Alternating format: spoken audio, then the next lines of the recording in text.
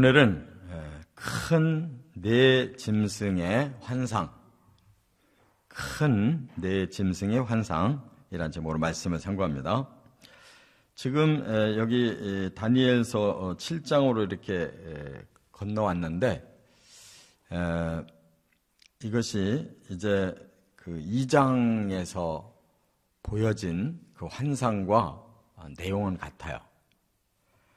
2장에서는 어떤 내용이었냐면 느부갓네살 왕이 꿈을 꿨는데 큰 신상이 이제 서 있고 머리는 금으로 만들어져 있고 가슴은 은으로 만들어져 있고 배와 넓적다리는 동으로 만들어져 있고 또 종아리와 발은 또 철로 만들어져 있는데 그 발바닥이 이제 10개의 이런 그 발가락이 있는데 그쪽은 철과 흙으로 섞여 있었다 그랬어요.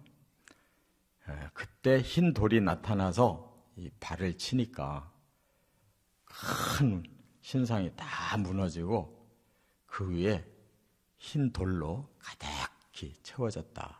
산을 이뤘다 그랬어요. 이제 그것이 그때 이미 이제 우리는 해석을 했습니다. 다니엘이 이 첫째 금 머리는 바로 느부갓네살 바벨론 왕입니다. 라고 이렇게 해석을 하면서 그 뒤에 이러이러한 나라들이 일어날 겁니다. 그렇게 말씀했잖아요. 그래서 이미 큰 해석의 틀은 잡혔어요. 그리고 이게 이제 종말에 바로 하나님이 보내시는 흰돌, 그리스도의 세계가 올 거다 하는 그런 해석이 나왔는데 여기 7장에 넘어오니까 또 네 짐승의 환상을 다니엘에게 보여주셨어요. 근데 이것도 이제 같은 건데 뭐가 다르냐? 뒷부분이 더 구체적으로 제시되어 있다는 거예요.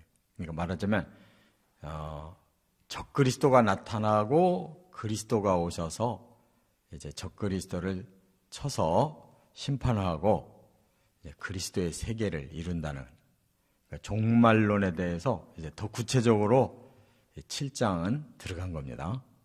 그래서 신상의 네 그 금속으로 보여진 부분이 바로 여기서는 네 짐승으로 보여진 거예요. 오늘은 이제 일단 그 네 짐승의 그 세계를 먼저 잠깐 상고하고 그 다음에 두 번째로 바로 적그리스도의 세계를 자세하게 말씀했기 때문에 그걸 상고하고 끝으로 이제 그리스도가 심판하시고 세우시는 세계 이렇게 크게 세 부분으로 이 환상이 돼 있다는 것을 깨달으셔야 돼요. 그런데 지금 이 환상을 언제 받았느냐? 여기 1절에 보면 바벨론 벨사살 왕 원년에 다니엘이 침상에서 꿈을 꿨는데 하나님이 환상을 주셨다는 거예요. 이 때가 언제냐? 벨사살 왕이라고 하는 것은 이 느부갓네살 왕의 자녀예요. 그래서 해석이 사실상 분분해요.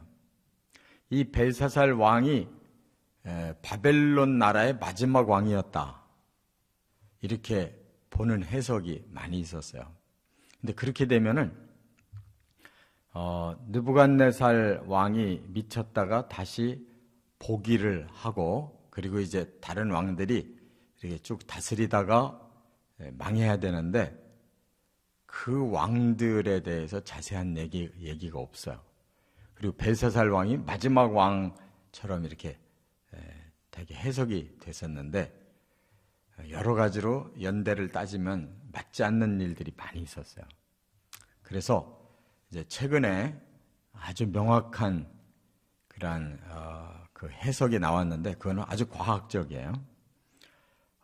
모든 성경에서 쓰여져 있는 연대를 천체 그 천체에서 일어나는 현상을 컴퓨터에 전부 입력해가지고 그 천체의 현상을 거꾸로 돌리면 이제 어느 시대에 무슨 사건이 일어났다는 것이 다 이렇게 밝혀지게 돼 있어요. 그렇게 해서 연대를 이제 다시 쫙 정렬을 해보니까 이 역사의 해석이 더 명확해졌어요. 그렇기 때문에 여기에서 나오는 벨사살 왕은 바로 그 느부갓네살의 아들로 미친 동안에 잠깐 이제 그 이어서 왕위를 이은 사람인데 이 사람이 엉망이었어요. 그래서 데겔 우바르신 하는 그런 글씨가 나왔다 그러죠. 뒤에 보면 이제 벨사살 왕 잔치하다가 나왔다 그러는데 그게 마지막 멸망의 상황이 아니라 바로 벨사살을 심판하는, 그래서 그가 바로 죽임을 당하고 이제 다리오, 메데라고 하는 나라가 바벨론과 연합국, 형제국가예요. 그래서 메데의 다리오라고 하는 왕이 저 뒤에 파사시대로 우리가 해석을 많이 했는데 그게 아니라 바로 이 시대, 느부갓네살이 잠깐 7년 동안 미쳤을 때 아들이 한 2년 정도 왕위를 잇다가 죽고 나머지 5년 정도를 그 메대 왕 다리오가 섭정 통치를 해주는데 그 다리오 왕이 바로 누구야? 에스더 여왕의 남편이에요. 그러니까 다 이 느부갓네살 시대에 있었던 일이다 그 말이에요.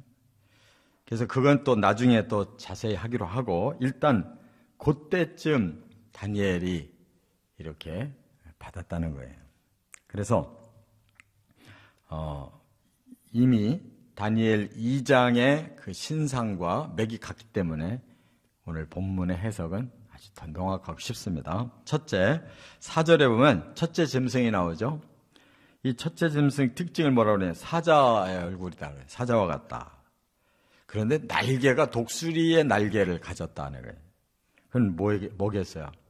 사자도 땅에서 가장 강한 짐승인데 거기다가 하늘을 나는 독수리의 날개를 달았다 그러면 그는 금상첨화격이죠.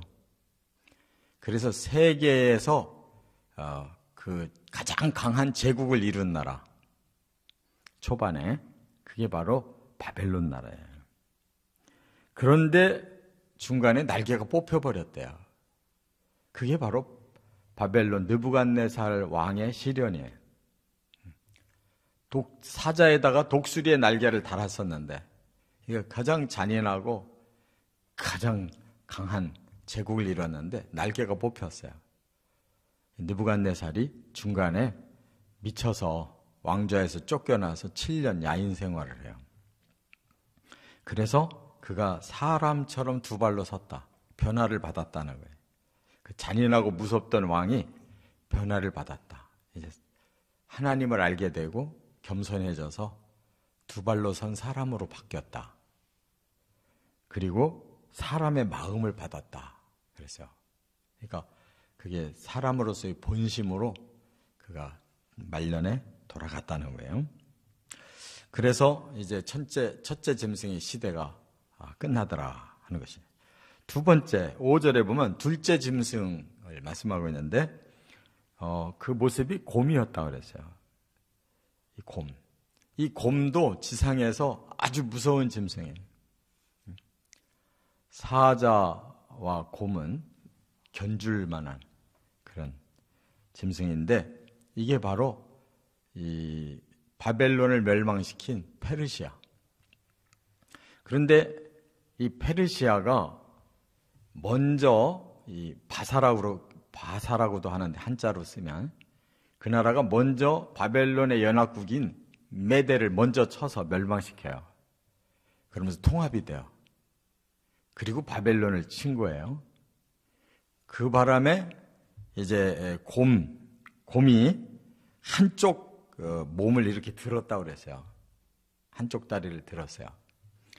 그 말은 뭐냐면 연합국이 돼가지고 바벨론을 쳤었는데 결국 메대가 바사와 통합이 돼가지고 한쪽으로 서 있는 페르시아가 됐다. 그 말이에요. 그리고 입 사이에, 입에서 이빨 사이로 세 갈빗대를 물고 있었다. 그랬어요. 세 개의 갈빗대. 이 말은 뭐냐면, 갈빗대는 말하자면, 고기 중에서 가장 맛있는 부위를 물은 거예요. 근데 세 개의 갈빗대를 물었다고 하는 것은 그 당시에 강했던 세 나라가 다 정복됐다 하는 거예요. 그래서 아수르 제국이 무너지고 또 이 애굽 제국이 무너지고 바벨론 제국이 무너지고 그다음 페르시아가 그야말로 천하를 통일한 제국이 됐다. 이렇게 볼 수가 있다는 거예요. 그다음에 이제 세 번째 6절에 보면 셋째 짐승이 나오는데 이 셋째 짐승은 표범처럼 생겼다 그랬어요. 그러니까 표범이라고 하는 거는 뭐가 특징이냐면 날래다는 게 아주 날쌔다는 거, 빠르다는 게 특징이에요. 그와 같은 제국이 어디였느냐면 헬라 제국이 페르시아를 무너뜨리고 세계를 정복합니다. 근데 그 첫 번 정복자가 알렉산더라고 하는 대왕이라는 칭호를 받는, 말하자면 왕들 중에서 최고로 유명한 왕이 대왕이라는 말을 들은 사람이에요. 알렉산더가. 근데 그가 젊어서 죽어요. 30대. 그런데 20대부터 그 10여 년 동안에 세계를 정복하는, 아주 너무 빠르게 세계를 정복하고 지배권을 어떤 왕보다도 강하게 가졌어요. 그래서 여기 보면 그 표범이 들에 있는 새의 날개, 등에 새의 날개 넷이 붙어 있었다 그랬어요. 등에 새의 날개가 넷이 붙었대요. 그러면 날개 넷으로 더 크게 날아오를 수가 있죠. 그건 뭘 의미하느냐? 알렉산더는 세계를 통일하고 바로 죽어요. 그런데 알렉산더의 부하 네 사람이 나라를 넷으로 쪼갭니다. 그래서 유럽 쪽, 지금의 터키 아시아 쪽, 또 페르시아 쪽, 또 이쪽 이스라엘과 애굽 쪽 이렇게 네 개로 나눠버려요. 나라를. 그래가지고 더 퍼져요. 네 나라로 왕이 통치를 하면서 전역이 더 커져요. 그게 헬라 제국이라는 거예요. 그래서 머리가 넷이었다. 이 말은 또 권세를 가졌다. 그랬으니까 네 나라로 권세가 나눠져서 커졌다는 거예요. 이게 바로 이제 그리스, 헬라 제국이라고 하는 겁니다. 특징은 급속하고 강했지만 바로 네 나라로 분류가 돼서 다스려졌고, 그래서 가장 넓은 세계를 지배하는 그런 결과가 왔어요. 그 다음에 이제 네 번째가 7절에 보면 넷째 짐승이 나와요. 이 넷째 짐승은 얼굴 표현을 안 하고 뭐라고 하면요, 무섭고 놀랍고 매우 강하고 이빨이 쇠로 되어 있다 그랬어요. 그러니까 그 로마 제국의 다리가 쇠로 되어 있던 그 금신상의 그 종류와 같아요. 쇠로, 이빨이 쇠래요. 그래서 먹고 부서뜨리고 발로 밟고 또 이전의 모든 짐승과는 전혀 달랐다 그랬으니까 이 세 제국과 다른 아주 전무후무한 강한 제국이었다라고 말씀하고 있는데, 거기에 특징이 뭐냐? 10뿔이 있었다는 거예요. 뿔은 권세를 말하는데 그것이 두 가지 해석이 있어요. 10명의 특별한 왕이 나왔다는 해석도 있고 10뿔, 10배나 강한 세력, 권세가 있었다라고 해석할 수가 있어요.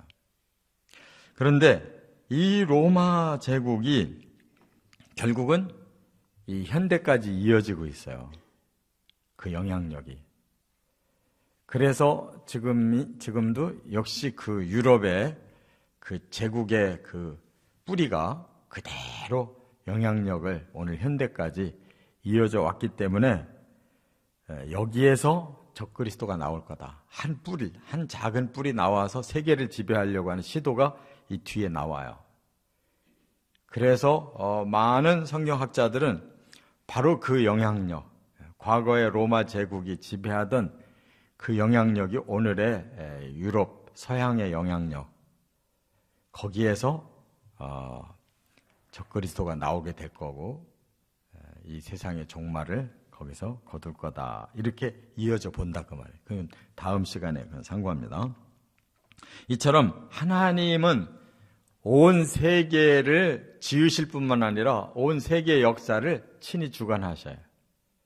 그래서 그 속에서 이 세상을 거꾸로 돌아가게 만드는 사탄의 이 세력을 제거해서 끝내 하나님은 이 세상을 바르게 통치하도록 그리스도를 통해 세계를 구원하신다는 거예요. 하나님의 말씀이 좀 어렵지만 풀어지면 쉬운 거예요. 하나님의 주권 믿으시고 그리스도의 재림을 꼭 소망하시기를 주의 이름으로 축원합니다.